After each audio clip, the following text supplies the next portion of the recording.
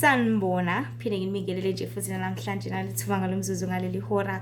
Bantu baNkulunkulu, sesisikhathini esiphuthumayo njengamanje, sesisikhathini sokugcina njengamanje, sesisikhathini lapho kuvalwa yonke into, kugoqwa kuyapakishwa, kuyahanjwa. UKristu usezile, sizolanda ibandla lakhe. Ogezayo akageze, ongagezanga akasale kanjalo. That is why ezwini lakhe incwadi yeSambulo chapter 22 verse 12 futhi ulungile mahlale njalo elungile, ongcolile mahlale njalo engcolile, ongcwele makazingcwelise njalo, ngoba abantu baNkulunkulu sesizikhathini zokugcina.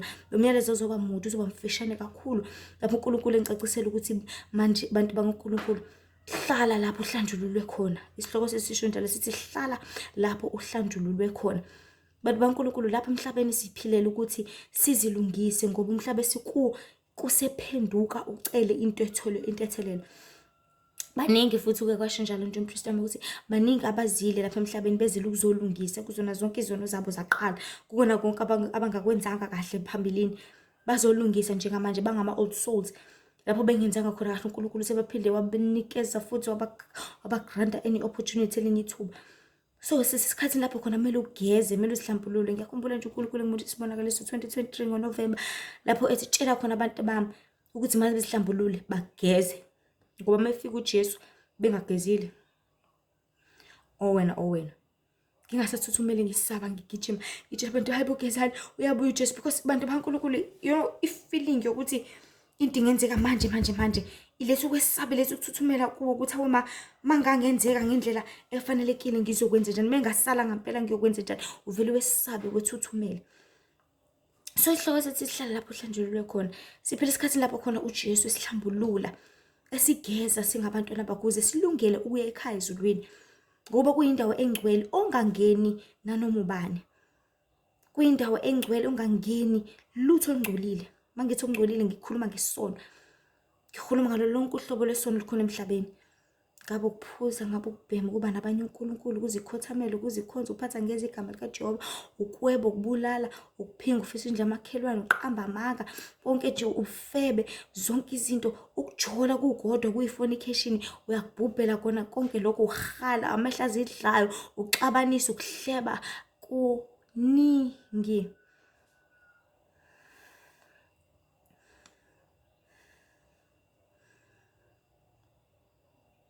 Ngoba nencwadi yeSambulo iyakuveza ngokucacile ukuthi uKristu lapha emhlabeni uzele abangcwele, abambethe ilineni elicwelekileyo lezenzo zokulunga. Kubalulekile izenzo zokulunga, abantu baNkulunkulu, inhliziyo enhle, inhliziyo elangazelela ukulunga, elangazelela okuhle, elangazelela ukuphila, elangazelela ukukhanya, elangazelela ubuqotho. Ngoba sho njalo amaHubo 119 aphinde futhi 112 asho the same thing. Sibobo sesiyabaqotha endleleni. Yazi ngirealize something lezi zinsuku, bantu baNkulunkulu, ukuthi incwadi yaDavide iqukethe yonke into. Yikho inde kangaka. Mangithi incwadi yaDavide ngikhuluma ngamaHubo wonke, 150 chapters, wonke ama-chapter ngamanye ngamunye ethukulula umphefumulo wakho. uDavide ukhuluma zonke izinto, uyamdumisa uNkulunkulu, uyakhuluma ukuthi kumele sigcine isabatha, because kusho njalo nje amaHubo 95 futhi usihlalele ukuthi sigcine lo suku. noPaul futhi washo the very same thing, and I was so amazed ukuthi hawu, kanti noBaba Davide wayisho le ndaba eshiwo uPaul. And uBaba Davide kuningi akukhulumayo ngoNkulunkulu, uthula umphefumulo wakho, uyachaza ukuthi singabantu singomoya, uyachaza ukuthi imphefumulo yethu ibalulekile, uyachaza ngokufa, uchaza ngazo zonke izinto, uyadumisa, uyikona konke, ngoba singabantu sihlalela ukuthi simdumise uNkulunkulu. Ukuwa kwesitha lapha emhlabeni bese sithandeka kakhulu uNkulunkulu kwenza ukuthi thina abantu sithathe indawo, kube yithi abamdumisa uNkulunkulu. Ngoba usho njalo Isaiah 43 verse 21 ukuthi laba bantu engizenzele bona ukuba bashumayele udumo lwami. Usuku nosuku uhlale simdumisa uNkulunkulu, simdumisa ngokushumayela ngayo, simdumisa ngomhlabelelela, simdumisa ngokufunda izwi, simdumisa ngokukhuluma ngayo, ngomkhazimulisi, sibonge ilanga, sibonge imvula, sibonge umoya, sibonge zonke izinto. Mdumisa uqedile. Mdumisa ngokusiza abanye abantu, mdumisa ngokufundisa ngaye, ngoba usuqonda kangcono phela wena. So ngale nkathi wamukela uKristu njengenkosi nomsindisi, ubhabhadiswa, ungena emanzini, uyakubhabhadiswe nangomoya. Inqobo nje uma uzongena lapho kumenyiwe khona ingelosi yamanzi. ukuba izofeza umsebenzi. Kuthi uma usubuyela empilweni yakho, umoya kaNkulunkulu usuthola indawo wahlala kuwe. Uyake uholele kukona konke okulunga, uhambe nawe, uyakufundisa, akuyale, akuxwayise, akulungisise ngandlela zonke. uNkulunkulu ayaleza ukuthi ulungisiswe ngakho, ngoba asifani futhi asingcolile ngokufana singabantu. Ngaleyo ndlela yikho umuntu edinga ubudlelwano obuthi yena personal relationship noNkulunkulu. Le ndaba efana nokuthi uney'ngane eziwu-7, uqala ugeze yokuqala, ugeze isibili. Awulindele ukuthi uma usugeze isihlanu lena oqala iqala amaphansi ingcolisa. Uvele ucasuke ukuthi uyabona-ke uzosala-ke wena. Angigezanga, sengigezile angithi. Awulindele ukuthi iphinde ingcolise, ngoba uzoyitshela ukuthi uma yenza njalo izosala. Ngeke phela, kumele kuhanjwe, isikhathi asisekho. So awukwazi futhi ukulibela uqala amaphansi, ulibele uphinde uyaqala phansi, uyayigeza futhi uqala amaphansi futhi.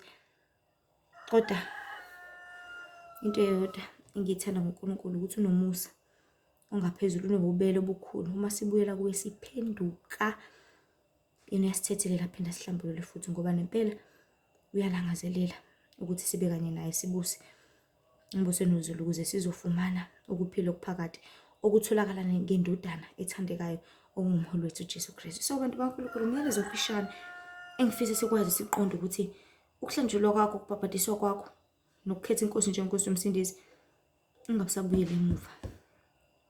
Uma kubuyeleka phinde uphenduke, phinde uvume isono sakho, phinde ukhale enkosini, uzibhuquze phansi. Awu ngeke Nkosi, sengiphinde ngahleba futhi. Uyibhuquze enkosini, uphinde ukhale futhi. Awu Nkosi, sengiphinde ngakwenza futhi. Ngakutshela kufana nomntwana osegeziwe, athi selapha yamthethisa uma wakhe, uyabona-ke mewakhala mama eshusha kuma wakhe bakithi uzokwenza njani, uzomxolela aphinde amgeze futhi, noma amthuntuthi athi yabona-ke. So bantu baNkulunkulu, hlezi nje kuyintokozo konke uNkulunkulu asenzela kona. Angisho ukuthi masithathe i-advantage ukuthi uNkulunkulu unothando nomusa, but ngithi asithathe i-advantage ukuthi sisaphila bese siyalungisa. So bantu baNkulunkulu, izulu elikulindele kithi ukuthi sihlale njalo silindile, ngoba uKristu engabuya nanoma yinini, njengoba incwadi isambulo 22:11 isho ukuthi ungcwele mayengcwelise njalo. Yingoba sesifikile isikhathi sokuqoqwa kwabangcwele. Uma silangazelela ukubona umbuso wezulu, masingabe sisadlala, ngoba asisekho sona isikhathi sokudlala. So ngonyaka ka-2023 njengoba sengingabeka ube nesibonakaliso lapho uNkulunkulu ethi abantu mayihlambulule bageze. So uNkulunkulu uyacacisa ukuthi uma bengagezile bayosala, uma ungabhabhadisiwe uyosala, and akekho uthanda ukusala. Ngiyazi abaningi abasakholelwa kulokho, sebekholelwa ekuthenini hhayi uKristu wafika wenza besho sonke izinto abayishoyo, engabi nayo ngisho i-interest ukuthi ngiyilalele. Engikwaziyo ukuthi iqiniso laNkulunkulu lisamile, akashintshile, usasho njalo. Lokhu akubekile kusanjalo, kukho kunye. Jehova akaguquki. Konke asiyaleze ngakho kusenjalo futhi kusamile. Ingona phakade akusoze kwashintsha. Lokhu asifundisa kona ekufike, ngingathi efika emhlabeni, indlela enza ngayo iyona uKristu athanda ukuthi senze ngayo nathi, ngoba wayezofundisa thina ukuthi kwenziwa kanje nakanje nakanje. Aku-aplaya kwenze yena kuqala khona sobona ukuthi kuyenzeka. Angeneni emanzini eqala khona sobona ukuthi kwenziwa kanje, because usibona ngomelusi sonke sizimva. Ngithi umelusi methi left sonke sithi left, methi right sonke sithi right, megoba sonke siyagoba, methi kuphuzwa amanzi manje sonke siphuza amanzi. Sibuka kuyena. Yikho-ke makushawa umelusi zivele zithi bhu, sihlakazeke, ngoba isekho ezobukela kuyena mayibonile, umazenzela, umathanda. Kanti igcwele zikhona emasayidini, sifuna ukudonsa lokhu kuyizimvu, ukudonsela eceleni. That is why abazalwane sebekhethile sona ukudlula uNkulunkulu. So mase singabe sisadlala abantu baNkulunkulu. uJehova akaguquki, aseleze ngakho usenjalo futhi kusamile ngona phakade. Akusoze kwashintsha lokho asifundisa kona efikile lapha emhlabeni. Njengoba ngisho wabhabhadisa uqobo lwakhe, wazila uqobo lwakhe, efundisa ngentshumayelo esentabeni, kusenjalo nathi sifanele ukugcina konke lokho akufundisile. So ngaleyo ndlela abantu baNkulunkulu ngabe sasisuka ebukhoneni baNkulunkulu, sekuphelile manje. Ngabe sayingcolisa, uzothi uyayingcolisa kanti sithola isendaweni eronke isikhathi esironke kube ukusala kwakho. Nanamuhla ngalo mzuzu nangaleli hora masihlale lapho uKristu sibeke khona.